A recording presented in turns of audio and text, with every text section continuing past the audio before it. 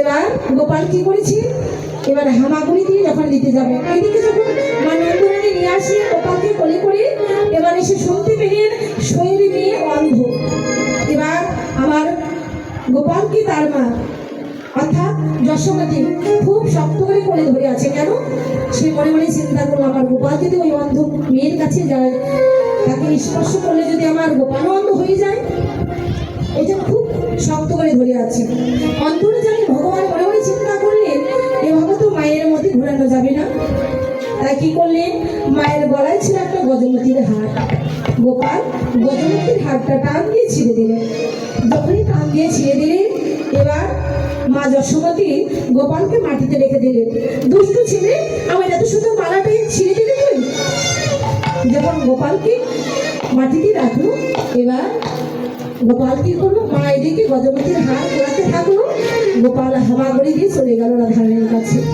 রাধারানীর কাছে গিয়ে ডাক দিচ্ছে, রাধে ও রাধে, একবারে নয়ন খুলে দেখো, আমি তোমার কাছে এসেছি।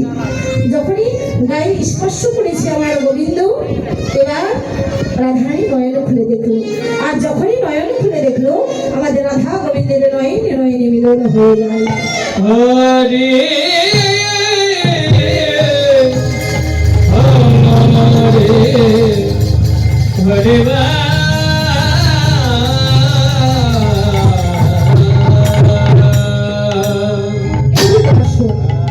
ওই ছোটবেলায় দর্শন হয়েছে। এবার বড় হয়ে কখনো দর্শন হলো, এবার গোবিন্দ যখন গোঠে গিয়েছে, এবার কালিয়ানাথকে যখন দমন করতে গিয়েছে, তখন শত শত নবনবজরার মধ্যে রাধারানীর সঙ্গে দেখা হয়েছিল। এবার গোবিন্দ আবার কি করছে, খেলায় মত্ত ছিল। খেলতে খেলতে এবার হঠাৎ মনে পড়ে গেল সে রমণের কথা। রমণের কথা মনে পড়ে এবার অচৈতন্য হয়ে গেল। আমার বৈষ্ণব গীতকর্তা লিপিবদ্ধ করলেন, বলে অনঘন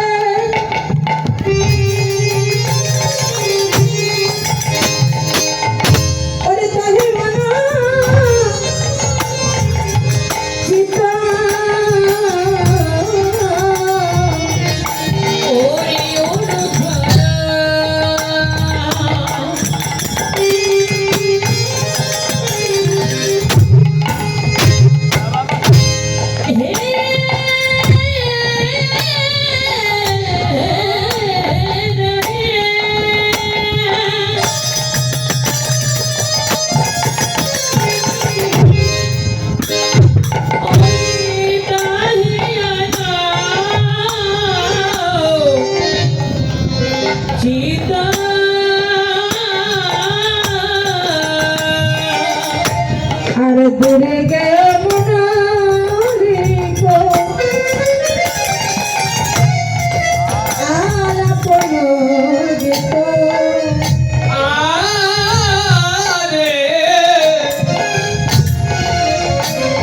ওই না দূরে গিয়ে